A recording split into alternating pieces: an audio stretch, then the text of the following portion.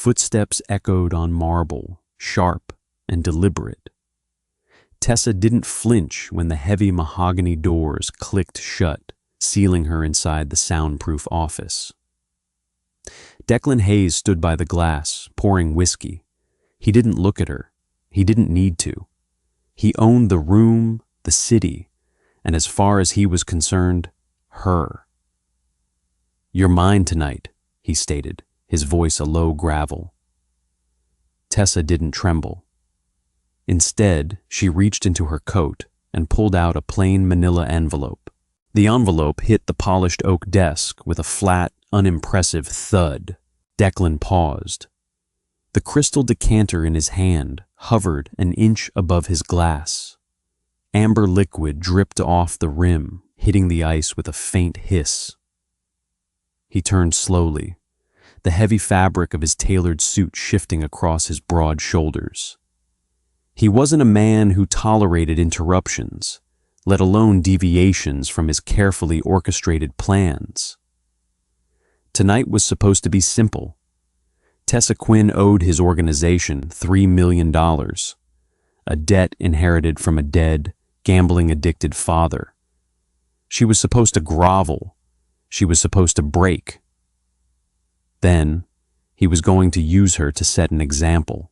Instead, she stood there in a cheap trench coat, her chin tilted up. Her eyes were dark, ringed with exhaustion, but completely devoid of the panic he was accustomed to seeing.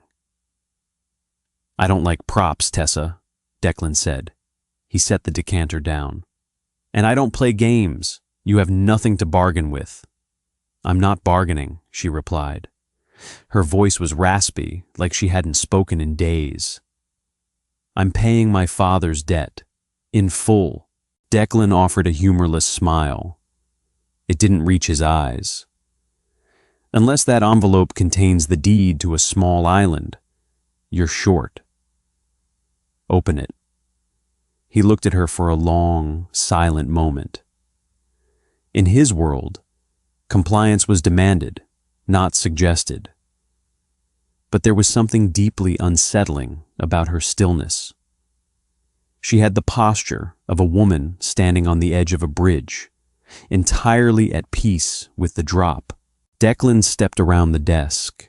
He didn't rush. He picked up the envelope. The paper was worn at the edges, slightly damp from the Chicago rain outside. He popped the metal clasp and slid the contents out onto the leather blotter. Photographs, bank ledgers, printouts of encrypted text messages. Tessa watched his face. She needed to see the exact moment the tectonic plates of his reality shifted. Declan Hayes was known for a terrifying, cold-blooded composure. He was the head of the Hayes Syndicate, a man who had built an empire on loyalty and absolute violence. His eyes scanned the top document, a wire transfer receipt. His jaw tightened, a microscopic shift in the muscles of his neck. He flicked to the next page. A photograph, grainy and taken from a distance. It showed an older man, silver-haired and impeccably dressed, shaking hands with a federal prosecutor on the deck of a marina. "Where did you get this?" Declan's voice had dropped an octave. The gravel was gone, replaced by a hollow, ringing emptiness. "My father didn't just owe you money," Tessa said, her voice steady, despite the adrenaline souring her stomach. "He owed Sullivan. He was laundering money for him on the side. When my dad realized Sullivan was skimming from your shipments and feeding the FBI your routes to cover his tracks, Sullivan had him killed. The debt to you was a smokescreen, a way to ruin us so no one would look too closely at a bankrupt gambler's suicide." Declan stared at the photograph. Sullivan, the man who had taught him how to shoot, the man who had stood beside him at his own father's funeral, his underboss, his mentor. These are fakes, Declan said softly. Look at the routing numbers on the Cayman accounts, Tessa urged, stepping closer to the desk. Cross-reference them with the dates of your 3 busted shipments last year. The dates match perfectly. Sullivan gets paid by the feds in leniency, and he gets paid by your rivals in cash. He's selling you out, Declan, and I'm the only one who has the paper trail. Declan picked up the ledger. His eyes darted across the columns of numbers. He was a ruthless man, but he wasn't a stupid one. The math was right. The dates were right. The sick, plunging sensation in his gut told him the rest. He slowly set the papers down. He didn't shout. He didn't sweep the desk clear in a fit of rage. The absolute stillness of him was far more terrifying. You brought this to me, Declan said, looking up at her. The air in the room felt suddenly very thin. Why? Because Sullivan's men are outside my apartment right now, Tessa said, the first crack of genuine fear showing in her armor. He knows I found my dad's safety deposit box. He knows I have this. He told you I was a liability, right? He suggested you handle me personally tonight. Bring me to your club, extract the debt, make me disappear. Declan didn't answer. He didn't have to. Tessa let out a shaky breath. He wanted you to kill me, Declan, because if you killed me, the evidence disappeared, and your hands were dirty with the blood of the only person who could warn you. Declan walked past her toward the heavy mahogany doors. He locked them. The deadbolt slid into place with a heavy, final clack. You're not leaving this room, he said. Tessa's heart hammered against her ribs. I gave you what you needed. The debt is paid. The debt is irrelevant, Declan said, turning back to face her. His eyes were completely black in the dim light of the office. If Sullivan sent you here to die, he's got watchers on the street to make sure you don't walk out. Which means the moment I leave this room with you breathing, I'm a dead man too. The silence in the office was suffocating, broken only by the muted, heavy bass of the nightclub 3 floors below. Declan walked over to a panel on the wall and killed the main overhead lights. The room plunged into shadows, lit only by the neon glow bleeding through the rain-streaked windows. He moved with a terrifying efficiency, pulling a sleek, matte black handgun from a drawer, checking the chamber and sliding it into the holster at his waist. Tessa watched him, her knees finally threatening to buckle. She locked them, digging her fingernails into her palms until sharp crescents of pain grounded her. She had played her only card. She had walked into the lion's den, hoping the lion was hungry enough to eat its own keeper. Now, they were both trapped in a cage. Are you going to kill him? She asked. Declan didn't look up from his phone. His thumbs moved rapidly, sending encrypted text messages. Sullivan has been with my family for 30 years. He has half my captains in his pocket. If I put a bullet in his head tonight, Chicago burns tomorrow. Half the city will think I went mad and killed an innocent man. You have the proof, Tessa gestured to the desk. Proof is for courtrooms, Declan muttered, dialing a number. He pressed the phone to his ear. And juries. In my business, proof doesn't matter if you don't have the muscle to back it up. I need to know who is still loyal to me. The line connected. Liam, Declan said quietly. It's a red sky. Yeah, both of them. Pull the cars around to the service alley. Don't use the radio. He hung up. He turned to Tessa. Liam is my driver. We grew up together. If Sullivan has him, we won't make it to the ground floor. And if he doesn't, then we run. Declan stepped close to her. He was tall, entirely too close, smelling of rain, expensive cologne, and the sharp, metallic tang of gun oil. "Understand this, Tessa. You handed me a bomb. I am grateful for the warning, but right now, you are the most dangerous thing in my life. You stay behind me. You stay quiet. If I tell you to run, you don't look back. Understood?" She nodded. Her throat was too dry for words. "Good." Declan grabbed the manila envelope, folded it in half, and shoved it into the inner pocket of his jacket. He walked to the back of the office, pushing aside a heavy floor-to-ceiling bookshelf. It swung outward silently on hidden hinges, revealing a narrow, concrete stairwell lit by a single, flickering bulb. "No elevators," he said, gesturing her forward. "Elevators are coffins." Tessa stepped into the damp, cold stairwell. The contrast from the opulent office was jarring. This was the bones of the building, the ugly reality holding up the glamour. It felt fitting. Declan closed the shelf behind them, sealing them in darkness for a second before the dim bulb offered its meager light. He took the lead, moving silently in leather dress shoes. Tessa followed, wincing as her boots scraped against the concrete. They descended 2 flights. The bass from the club grew louder, a physical vibration in the cinderblock walls. At the 3rd landing, Declan suddenly stopped, throwing a heavy arm out to catch Tessa across the chest, pinning her to the wall. He held a finger to his lips. Tessa stopped breathing. Below them, a door creaked open. Heavy boots scraped on the concrete. The smell of cigarette smoke wafted up the shaft. "Boss said check the service stairs," a gruff voice echoed. "He's up in his office with that girl," another voice replied. "Why would he be in the stairs?" "Just do what Sullivan pays you for, Moretti." Tessa felt the blood drain from her face. Sullivan's men. They were already inside the perimeter. Declan's empire was fracturing in real time, right under his feet.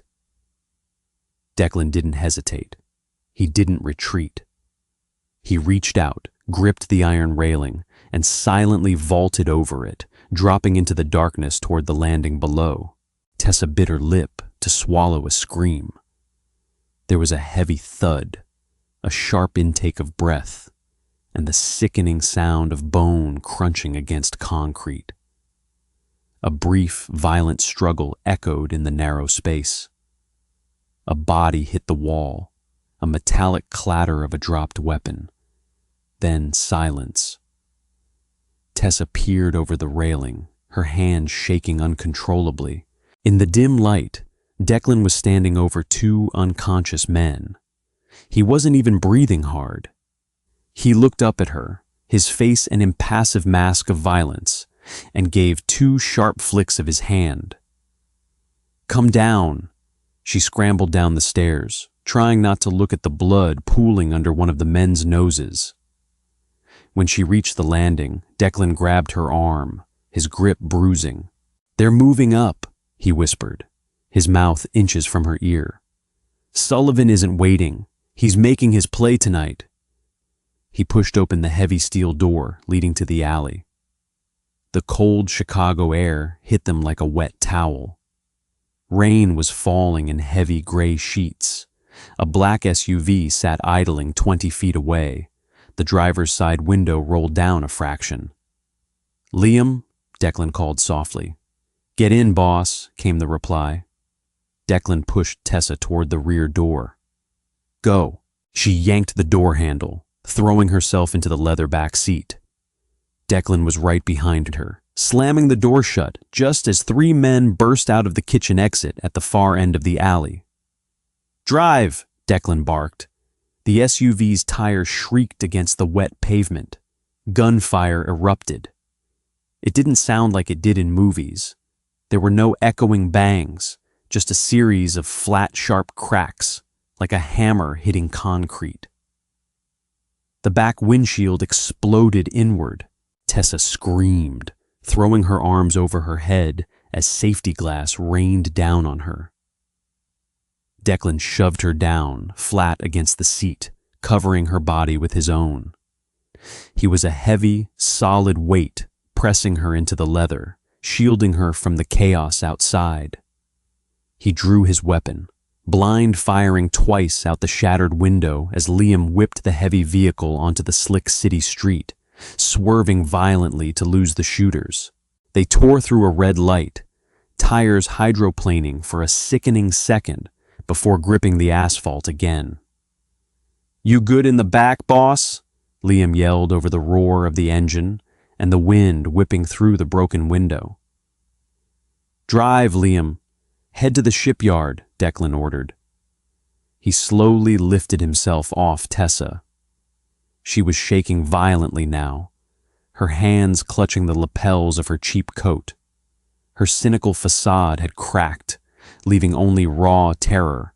Declan looked at her. He reached out and brushed a shard of glass from her hair. His touch was unexpectedly gentle, completely at odds with the violence of the last 3 minutes. "You're alive," he said flatly. "Breathe." The safe house wasn't a luxury penthouse or a fortified bunker.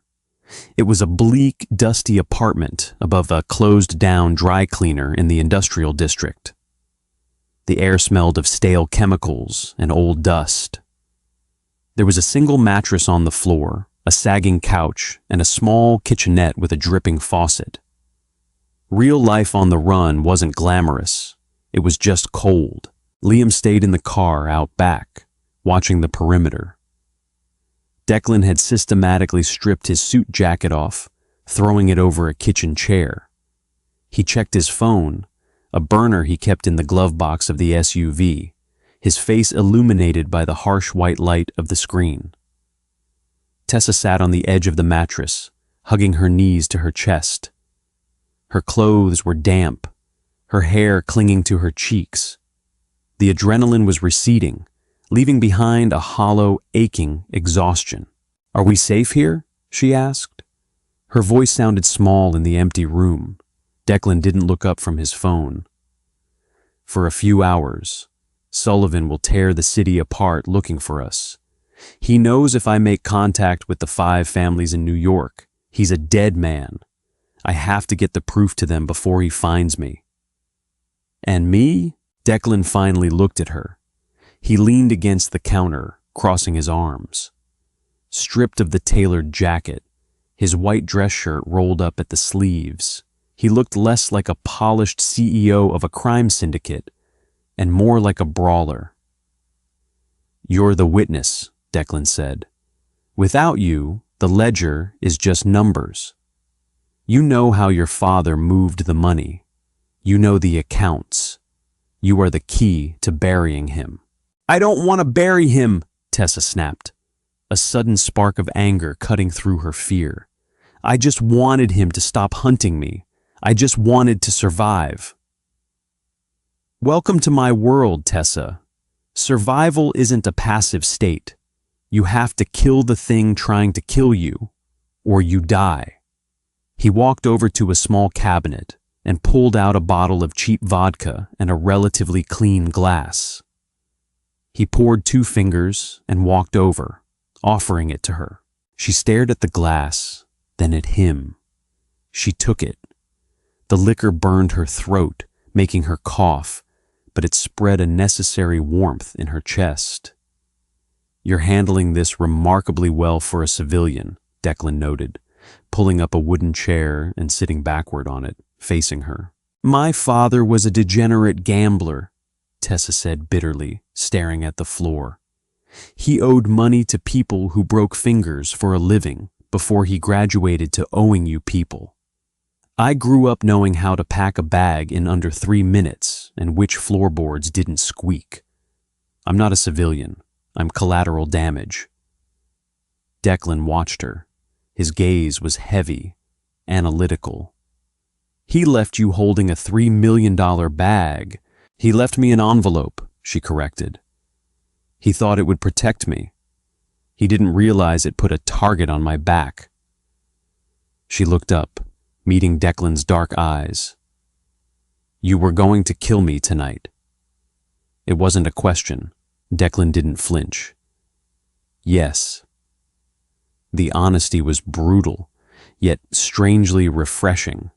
No lies, no sugarcoating. "Why didn't you just let Sullivan do it?" she asked. "Because the debt was owed to the Hayes family," Declan said, his voice dropping into a low, quiet rhythm. "And in my family, we handle our own business. We don't farm out punishment. But I was going to offer you a choice." Tessa raised an eyebrow. "A choice between a bullet and the river?" "A choice between dying," Declan said softly, "and working off the debt. You have a degree in forensic accounting. You're smart. I was going to put you in a room with a computer for the next 10 years. Indentured servitude." "Life," Declan countered. The silence stretched between them, heavy and complicated. The dynamic had shifted entirely. 2 hours ago, he was the executioner, and she was the victim. Now, they were two people sitting in a dusty room, entirely dependent on one another for survival. Declan stood up. He walked back to the kitchenette and poured himself a drink. He downed it in one swallow, staring out the dirty window into the rain-soaked alley. "My father trusted Sullivan more than he trusted his own blood," Declan said, speaking mostly to the glass in his hand. It was the most vulnerable thing Tessa had heard him say. "When my old man died of a sudden heart attack 5 years ago, Sullivan was the one who found him. Sullivan was the one who called me." Tessa's breath hitched. "You think—" "I think," Declan turned around, his eyes burning with a cold, terrifying fire, "that my father's heart was perfectly fine. I think Sullivan has been playing a long game, and I think I'm going to tear him apart, piece by piece."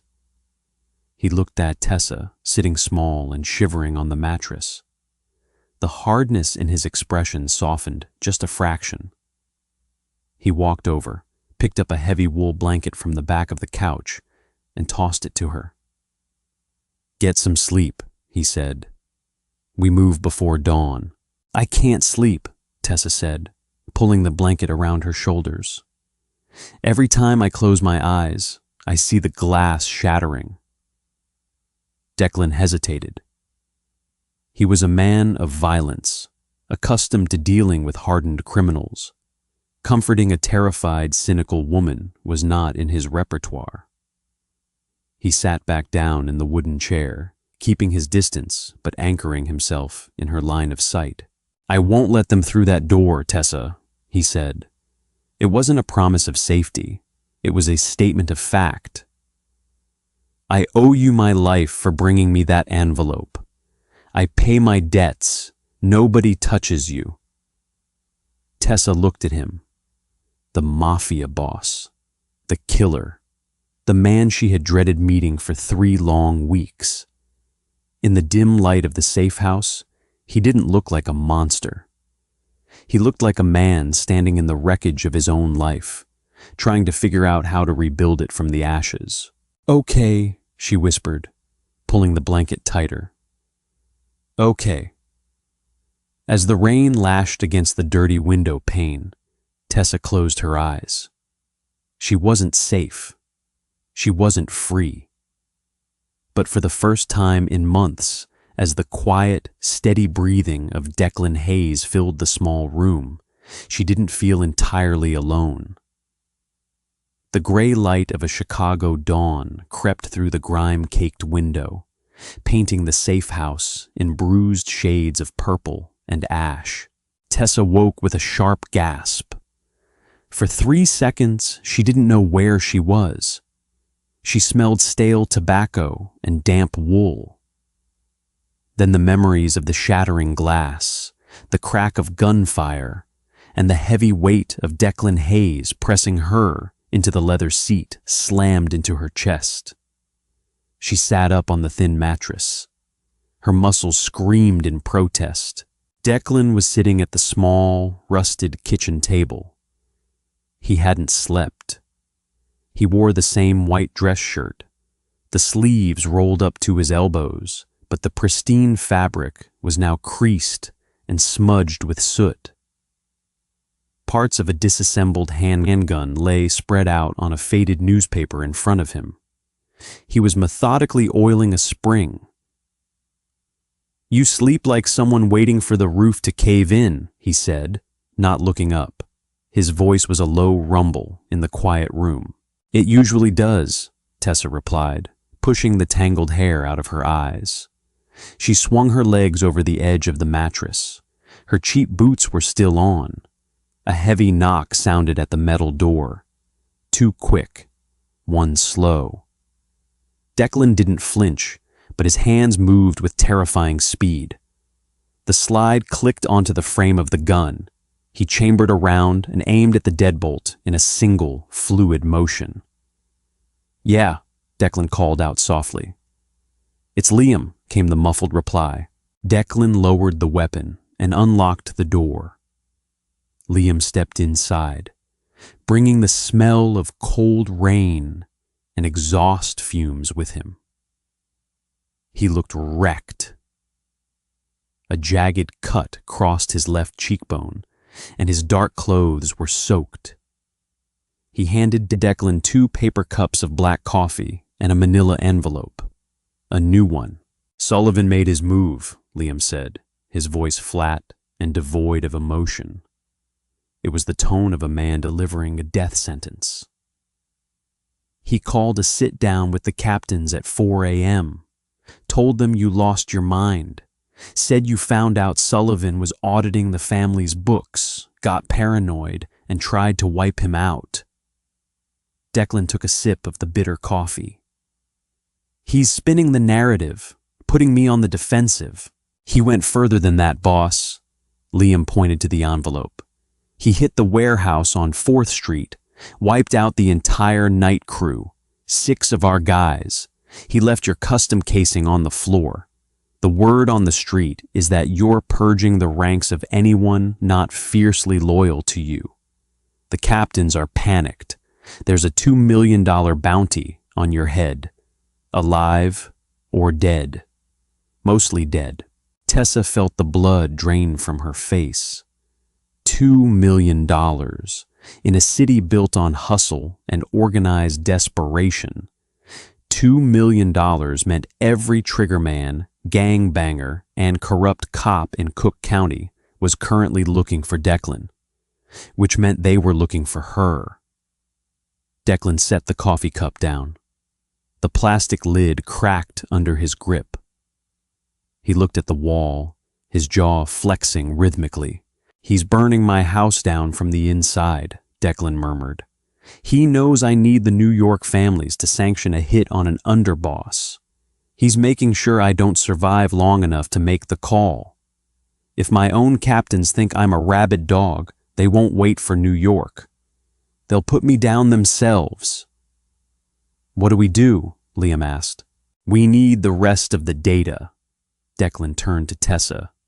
His dark eyes were absolute zero. "Your father's ledger shows the routing numbers, but the New York Commission will want proof of where the money ended up. They want the bank statements Sullivan used to buy his properties. Do you have them?" Tessa swallowed hard. The room felt incredibly small. "I don't have them on me. Dad wasn't stupid. He didn't keep the digital backups with the hard copies. He knew if he got caught, the paper would be found first." Declan took a step toward her. The predatory stillness was back. "Where are they?" "A locker," Tessa said, forcing her voice to remain steady. "At the Greyhound station downtown. He mailed me a physical key 3 days before he died. The locker contains a thumb drive with a mirrored copy of Sullivan's offshore accounts."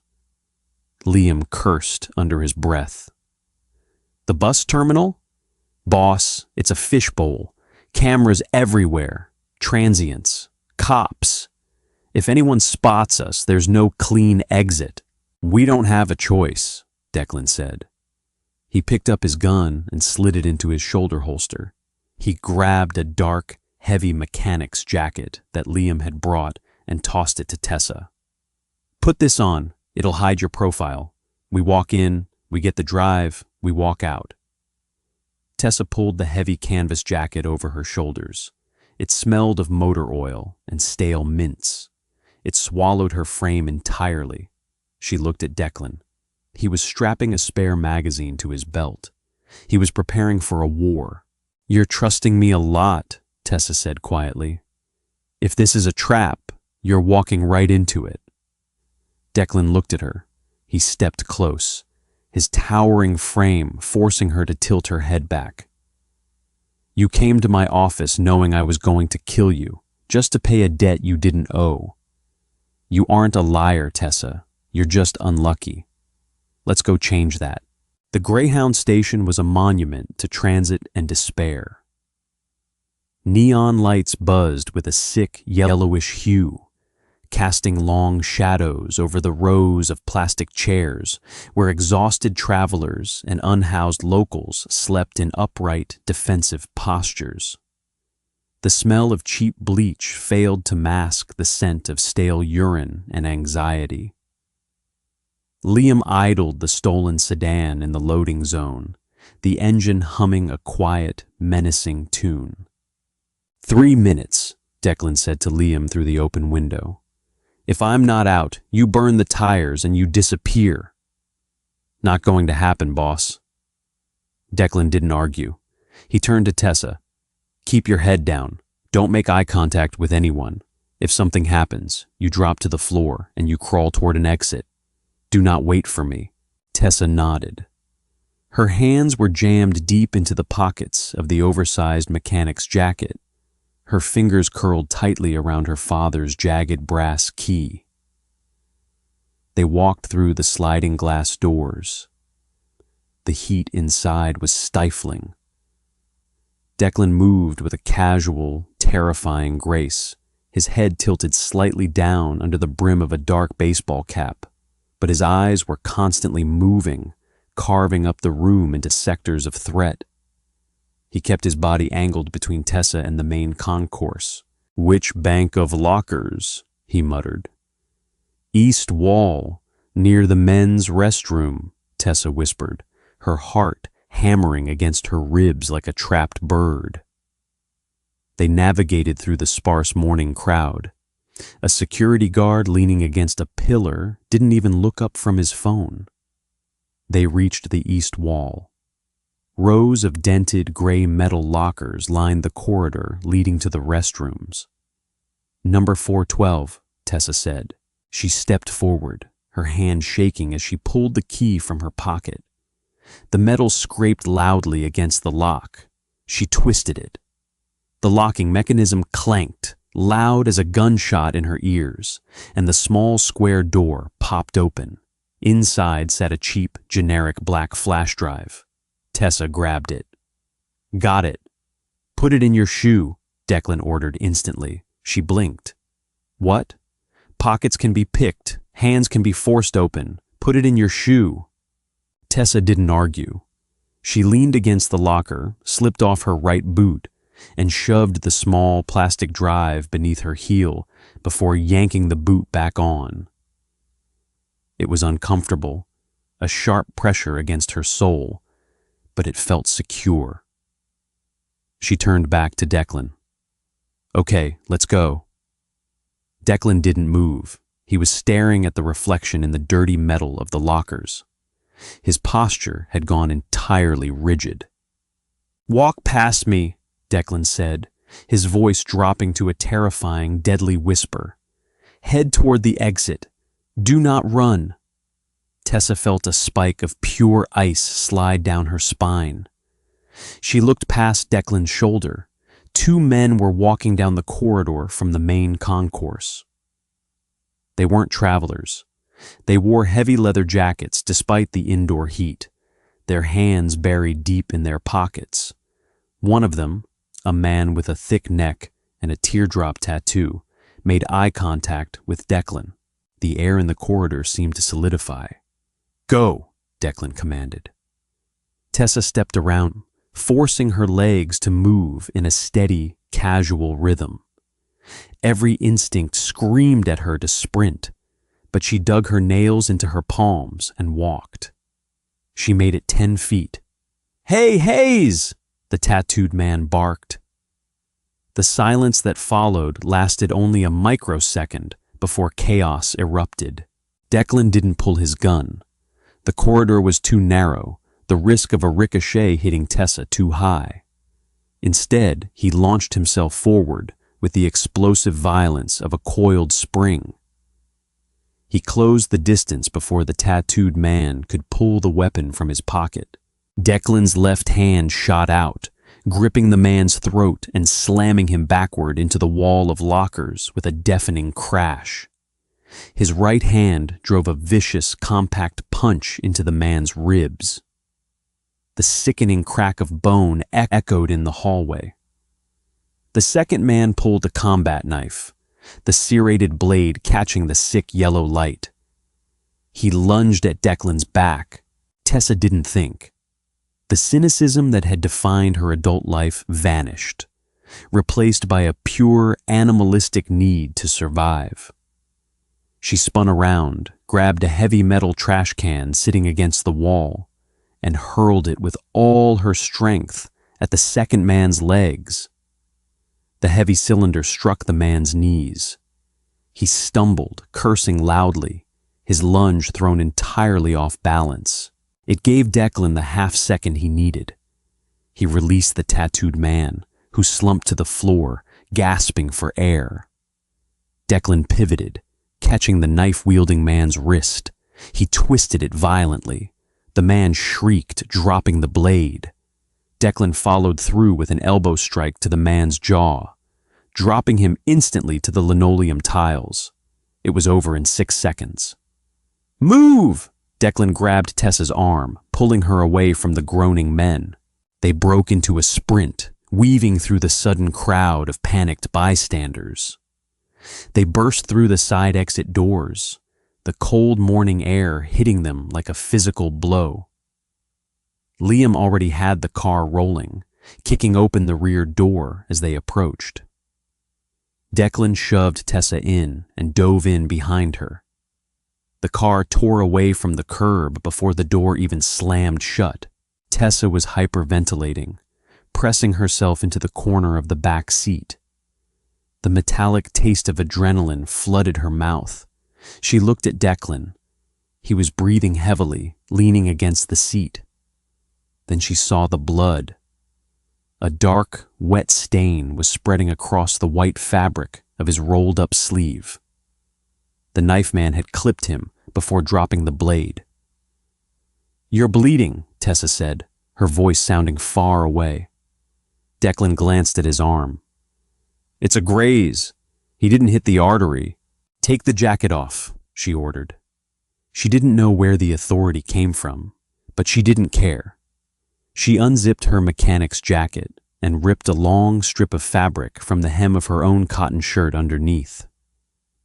Declan looked at her, his eyebrows raised slightly, but he complied. He shrugged off the shoulder holster and rolled the bloody sleeve up higher. The cut was long and jagged, bleeding sluggishly. Tessa leaned over. Her hands were still trembling, but she forced them to steady as she wrapped the torn fabric tightly around his thick bicep, pulling it taut to apply pressure. She tied a harsh, efficient knot. They were inches apart. She could feel the heat radiating off his skin, smell the exertion and the copper scent of his blood. Declan watched her face, his dark eyes analyzing every flicker of emotion across her features. "You didn't run," Declan said quietly over the roar of the engine. "You told me to walk," she replied defensively, refusing to look up from the bandage. "When the knife came out, you threw the can. You stayed in the fight." Declan's voice was completely devoid of its usual cold detachment. It was something closer to awe. Civilian or not, Tessa, you just saved my life. Tessa finished the knot and finally looked up, meeting his gaze. The air in the back seat felt charged, heavy with the sudden, undeniable realization that they were no longer just a boss and a debtor. They were bound by blood and the brutal physics of survival. "Don't make a habit of needing it," she whispered. Declan held her gaze for a long moment before nodding once. He turned to the front seat. "Liam, head to the shipyard. It's time to call Donovan." The South Side shipyard was a graveyard of rusted steel and shipping containers. It smelled of brine, rotting timber, and diesel fuel. Fog rolled off the dark water of the river, clinging to the ground like a thick gray ghost. Liam parked the sedan behind a stack of Blue Maersk containers. He killed the engine, but kept his hands resting lightly on the steering wheel. "Donovan is old school," Declan said, turning to Tessa in the back seat. He was buttoning a dark overcoat he kept in the trunk, hiding the bloody bandage on his arm and the weapon strapped to his chest. "He controls the docks and the import routes. He was my father's most loyal captain. If anyone is going to see through Sullivan's bullshit, it's him." "And if he doesn't?" Tessa asked, pulling her boot off to retrieve the thumb drive. "Then he'll put a bullet in my head the moment I step out of this car," Declan said plainly. "Stay here." "No." Tessa wiped the drive on her jeans and held it up. "He's a mafia captain. He's not going to take your word that a piece of plastic proves anything. He needs to see it. He needs someone to explain how Sullivan cooked the books. I'm the accountant. I go with you." Declan stared at her. The wind howled through the steel canyons of the containers, rattling the heavy chains hanging from the cranes above. He saw the sheer terror in her eyes, but he also saw the iron will holding it back. She was terrified, but she wasn't breaking. "If this goes bad, you drop the drive and you run for the water," Declan instructed. "You don't look back." He opened his door. Tessa opened hers. They walked together into the foggy clearing near the edge of the pier. A black Lincoln Town car was already parked near the water, its headlights burning holes through the mist. 4 men stood around it. 3 were heavily armed, wearing dark suits and holding automatic weapons across their chests. The 4th man stood in the center, leaning heavily on a silver-tipped cane. Donovan. He was in his late 60s, with a face carved from granite and a thick head of white hair. He looked like an aging king defending a crumbling castle. Declan stopped 20 feet away. He held his hands out, palms open, showing he wasn't reaching for a weapon. "Declan!" Donovan's voice was a gravelly bark that carried over the sound of the slapping water. "You've got some nerve calling me here. The streets are bleeding because of you. 6 of my own nephews work the 4th Street warehouse. Sullivan says you slaughtered them." "Sullivan is a liar, Donovan," Declan called back, his voice projecting calm authority. "He hit the warehouse himself. He left my casings. He's framing me to justify a coup." Donovan spat on the concrete. "Why would he do that? He's been the right hand of this family for 30 years. He built this empire with your father." "He built it, and then he started stealing from it," Declan said. "He's been skimming the shipments and feeding the routes to the feds to keep himself out of prison. I found out. That's why he's trying to erase me." "Words, Declan!" Donovan gripped his cane tighter. His men shifted, their fingers resting on their triggers. "Nothing but desperate words from a boy who lost control of his house." Declan didn't flinch. He gestured to Tessa, who stepped forward from his shadow.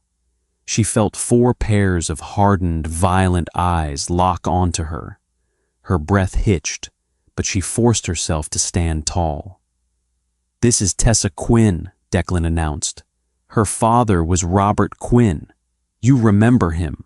Donovan narrowed his eyes. "The degenerate who washed our cash through his real estate front. He jumped off a bridge last month." "He was pushed," Tessa said. Her voice wavered slightly, but she cleared her throat and projected louder. "He was pushed because he realized Sullivan was making him route the skimmed money into Cayman accounts. I have the drive, Mr. Donovan. I have the ledger. I can show you exactly how Sullivan has been bleeding you dry for 5 years." Donovan stared at the small, pale woman in the oversized jacket. "You expect me to believe a civilian?" "I expect you to believe math," Tessa fired back. She pulled a folded piece of paper from her pocket, a printed sheet from her father's original manila envelope. "2 years ago, you lost a shipment of electronics at the port of Miami. Federal raid. Sullivan told the commission it was bad luck. On this paper is a wire transfer from the FBI's confidential informant fund into an offshore shell company called Apex Holdings. The date of the transfer is the exact day before your warehouse was raided." Donovan didn't speak. He stared at her, his jaw tight. "I can plug this drive into a laptop right now and show you the deed to a $4 million villa in Tuscany bought by Apex Holdings," Tessa continued, her voice gaining strength, the numbers grounding her in reality. "And I can show you the signature on the deed. It's Sullivan's wife's maiden name." The silence on the pier was absolute, save for the slapping of the dark water against the pilings. Donovan slowly turned his head, looking at his men. He gave a microscopic nod. The men lowered their weapons, the muzzles pointing toward the wet concrete. Donovan looked back at Declan. The anger in his old eyes had shifted, morphing into a cold, profound grief. "If what she says is true, Declan, Sullivan hasn't just betrayed you. He betrayed your father. He betrayed all of us." "It's true, Donovan," Declan said softly. "But if we don't move now, he owns the city by midnight. I need your men. I need to get this drive to the New York Commission to authorize the hit. And I need muscle to hold Chicago until I do." Donovan leaned heavily on his cane, staring out at the fog-choked river. He looked older than he had 10 minutes ago. The betrayal of a brother in arms was a heavy weight to bear. "I can give you 20 men," Donovan finally said, turning back. "Fiercely loyal. They won't ask questions. But New York won't take a digital file over a secure server. They don't trust the internet. If you want the commission to authorize the death of an underboss, you have to hand them the drive personally, in blood and bone." "I know," Declan said. "I'm driving to New York tonight." Suddenly, the deafening scream of tires broke the quiet of the shipyard. Headlights ripped through the fog from the main gate. Not one car, but 3 heavy black SUVs tore down the pier, engines roaring, heading straight for them. "Ambush!" one of Donovan's men screamed, raising his rifle. "Sullivan found us!" Declan roared, drawing his weapon. He grabbed Tessa's jacket, hauling her violently behind the thick steel of a shipping container, just as the first barrage of automatic gunfire shredded the air, sparking brilliantly against the pavement where they had been standing a second before. The war had begun. The sound of automatic gunfire didn't echo in the shipyard. It shattered. It was a physical assault, a deafening percussive wave that punched the air out of Tessa's lungs. Sparks rained down on them as heavy caliber rounds chewed through the corrugated steel of the shipping container. Declan had her pinned against the rusted metal, his body a solid, immovable shield between her and the tearing lead. He wasn't looking at her. His head was tilted, listening to the rhythm of the gunfire, mapping the shooters by the acoustic signatures of their weapons. To her left, Donovan's men were returning fire. The deep, rhythmic boom of a shotgun answered the frantic chatter of the SUV's rifles. A man screamed, a wet, guttural sound that cut through the mechanical noise.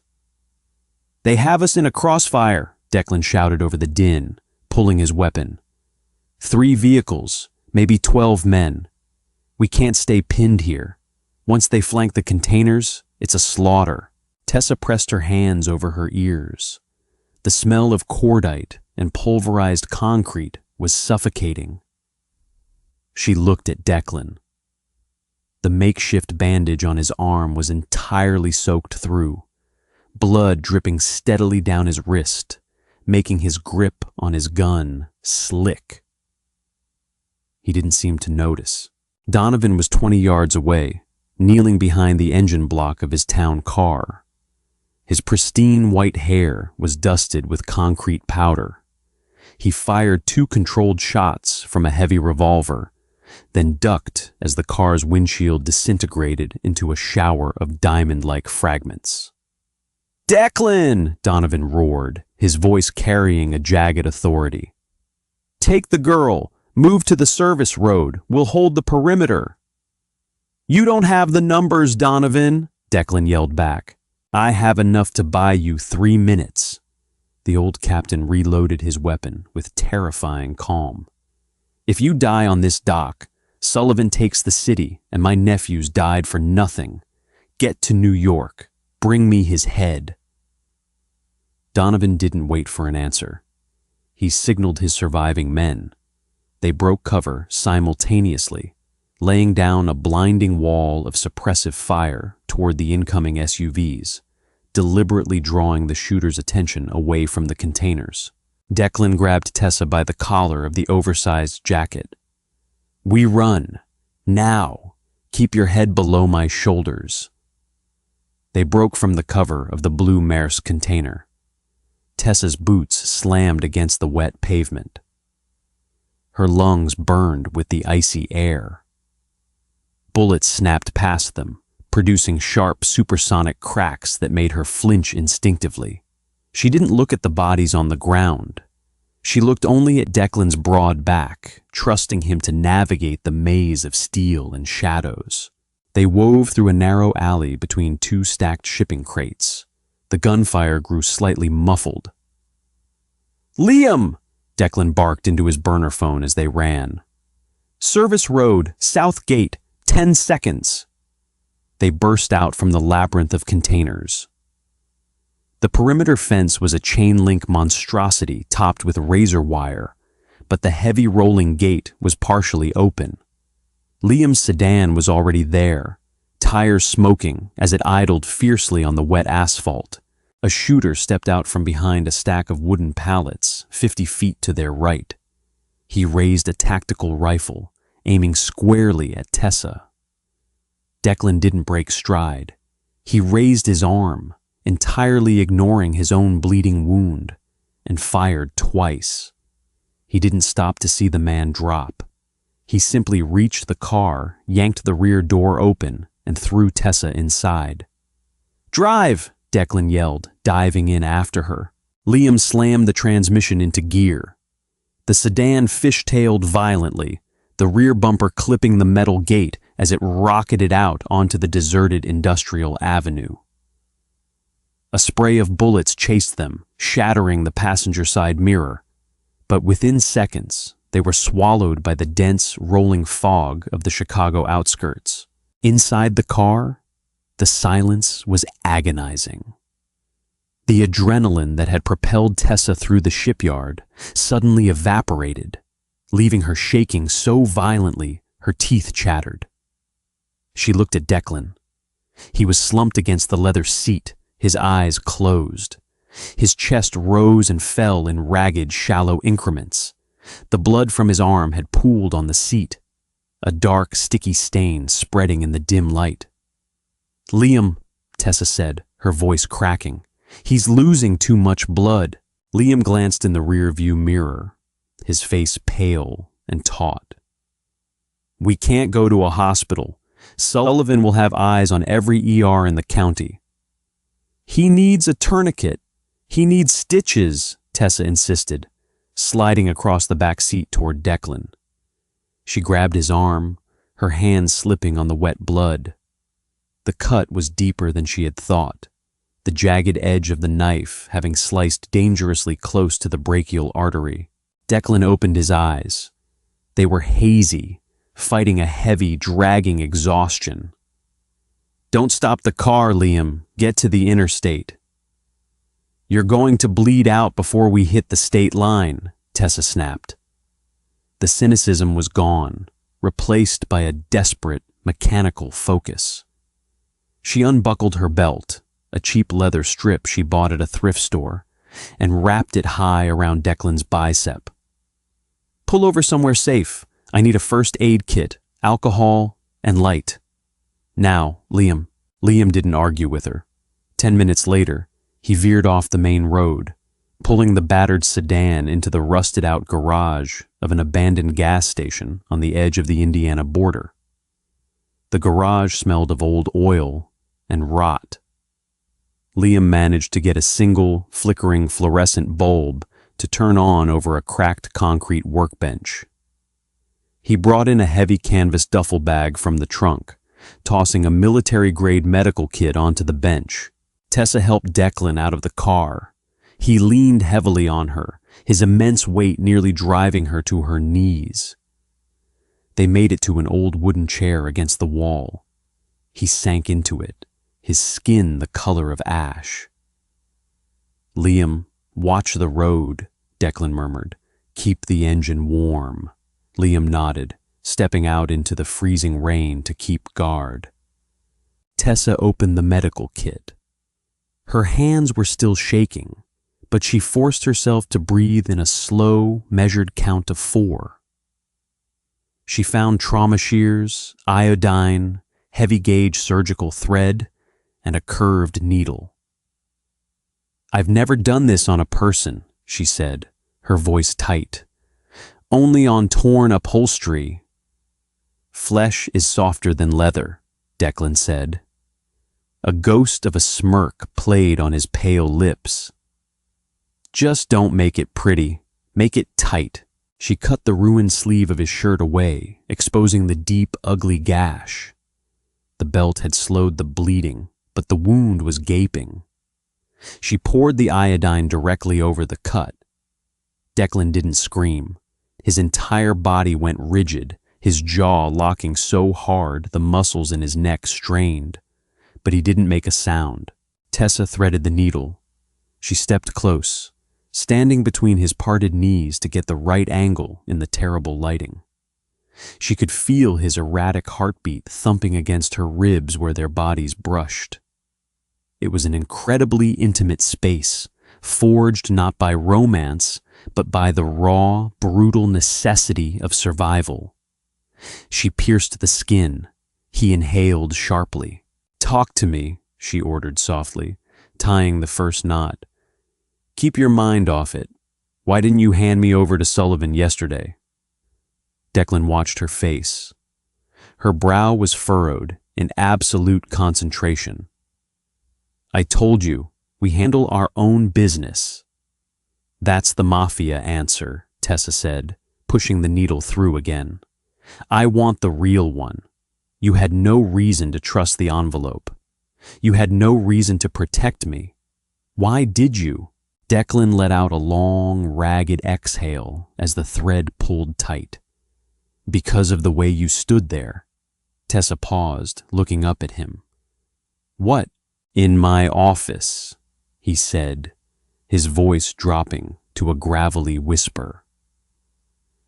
"People who owe me money, they beg. They cry. They offer me everything they have. You walked in knowing you were dead, and you didn't flinch. You just wanted to clear the ledger. I spent my whole life surrounded by men who lie for a living. Sullivan, my captains. And then you walked in, a civilian with a target on her back, and handed me the only honest thing I've seen in 5 years. Tessa swallowed hard, looking back down at the wound. She stitched in silence for a minute. The violence of the night had stripped away the heavy armor they both wore.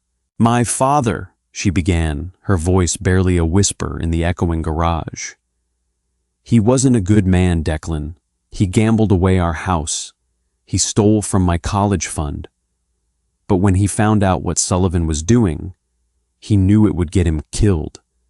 He sent me that envelope to buy my freedom. He thought if I had leverage, you'd let me walk." "He was a fool," Declan said bluntly. "Leverage without a gun is just a ransom note.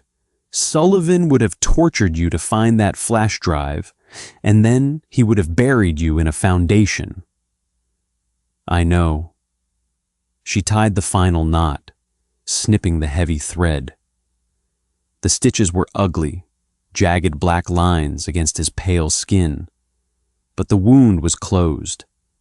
She reached for a roll of gauze. "I know I can't go back to Chicago, even if you win." Declan watched her hands as she wrapped the clean white bandage around his arm. "No, you can't." Tessa stepped back, wiping the blood from her hands with a rag. She felt hollowed out, incredibly tired. "So what happens to me, Declan? When this is over? When the debt is paid and the ledger is clear?" He looked up at her. The haze of pain was clearing, replaced by that terrifying absolute focus that made him a king in the underworld. He reached out, his uninjured arm catching her wrist. He didn't pull her, just held her there, anchoring her in the cold room. 24 hours ago, I told you that you were mine tonight," Declan said, his thumb brushing over the frantic pulse at her wrist. "I meant it as a threat, a marker of ownership. I was wrong." Tessa's breath hitched. "You aren't a pawn, Tessa," he continued, his dark eyes locking onto hers. "You're a survivor. When we get to New York, you hand the drive to the commission. You clear your father's name. And then, you're free. I'll give you enough cash to disappear anywhere in the world. You'll never see a man like me again." It was exactly what she wanted to hear. It was the promise of safety, of a normal life devoid of gunfire and terror. So why did it feel like a sentence? Tessa looked at his hand wrapped around her wrist. It was calloused, stained with blood and oil, and yet it felt like the safest place she had ever been. She didn't pull away. "Let's just survive the drive first," she whispered. New York City was a fortress of glass and steel, entirely indifferent to the blood on their hands. Liam parked the sedan in an underground garage beneath a nondescript high-end Italian restaurant in Brooklyn. Declan had spent the 12-hour drive in a feverish, restless sleep, but as the car descended into the shadows of the concrete structure, a cold, mechanical clarity washed over him. He buttoned a fresh black shirt Liam had bought at a rest stop, covering the heavy bandages. He looked like the devil returning to collect a soul. "The commission doesn't like surprises," Declan told Tessa as they walked toward a private service elevator. "Speak only when spoken to. Keep it strictly to the numbers. Do not show fear. These men prey on it." Tessa nodded. She clutched her father's flash drive in her palm. The cheap plastic felt heavier than a gold brick.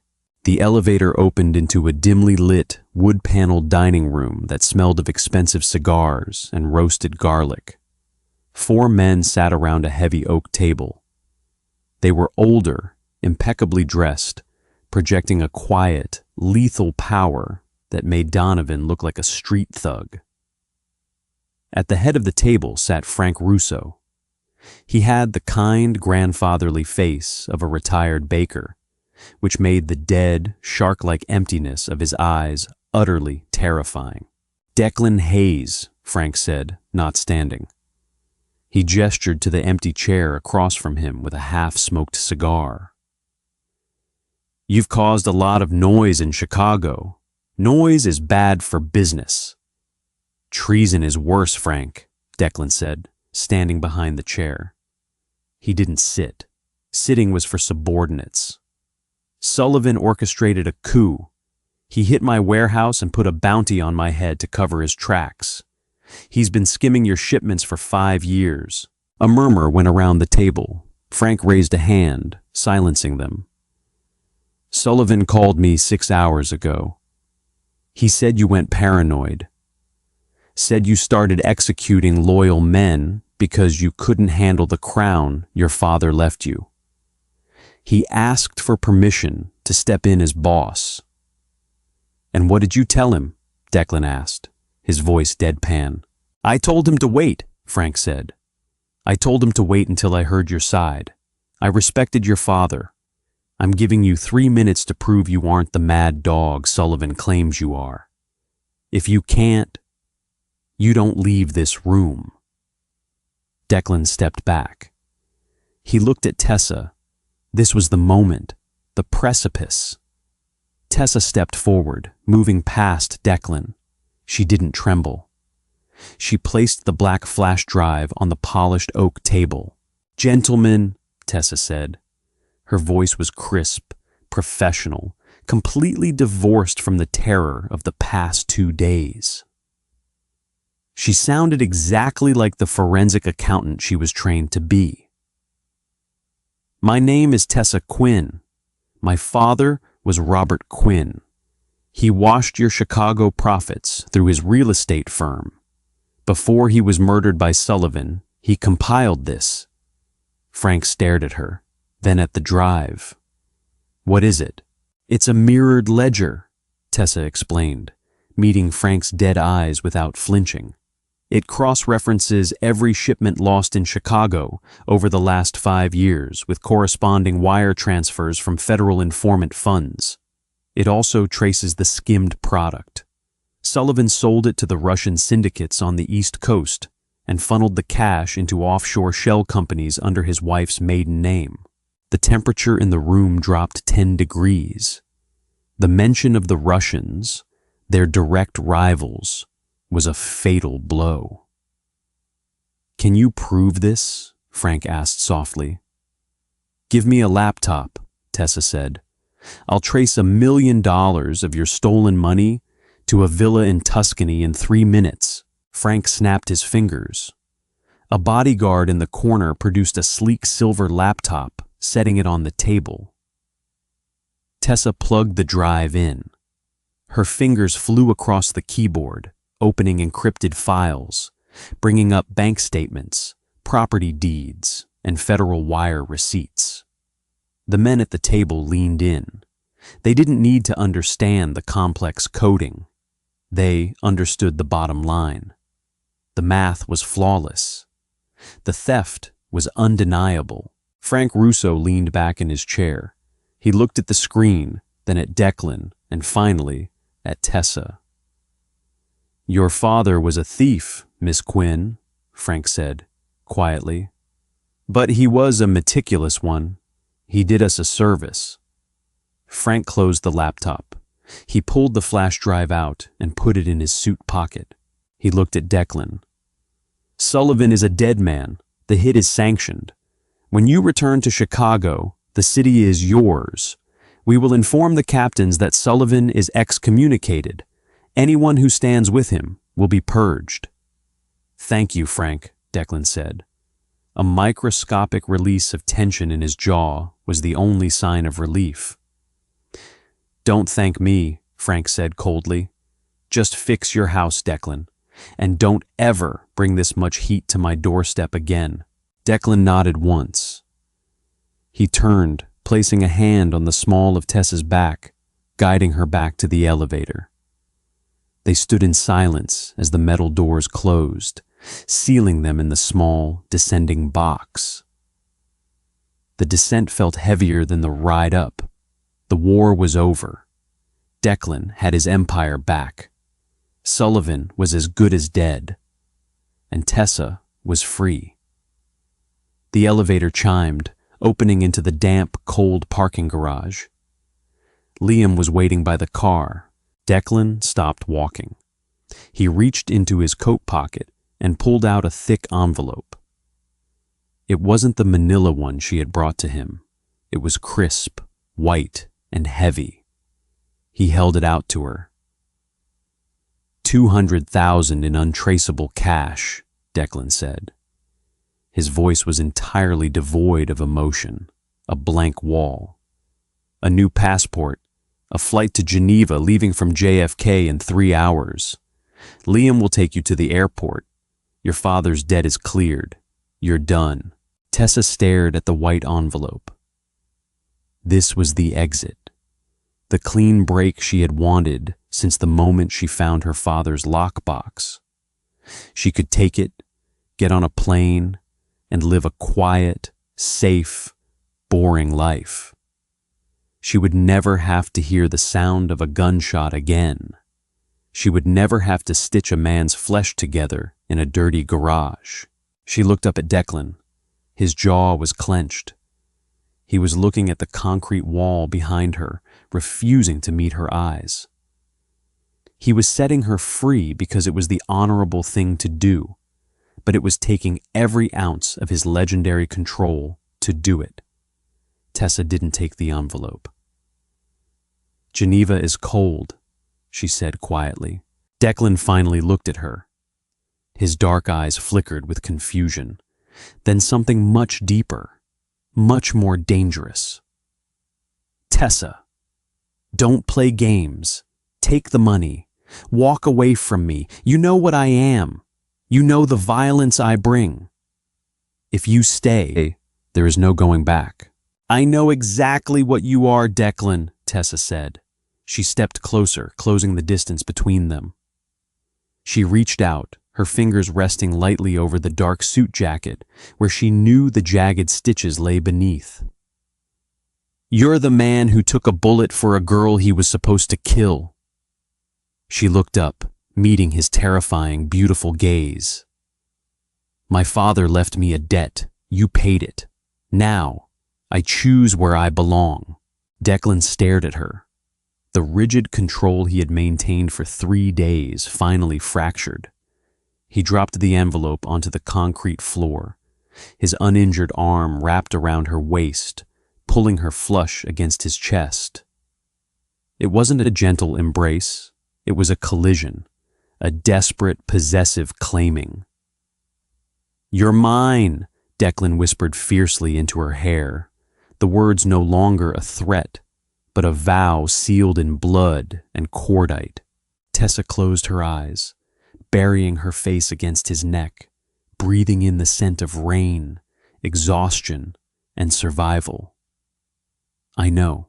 If you loved the explosive finale of Tessa and Declan's journey, smash that like button and let me know your favorite moment in the comments.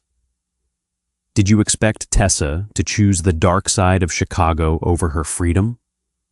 The chemistry, the betrayal, the survival. This story had it all. If you want more gritty, heart-pounding mafia romance dramas that pull no punches, make sure to subscribe to the channel and share this video with your friends. Hit the notification bell so you never miss a story. Thanks for watching, and stay dark, romance lovers.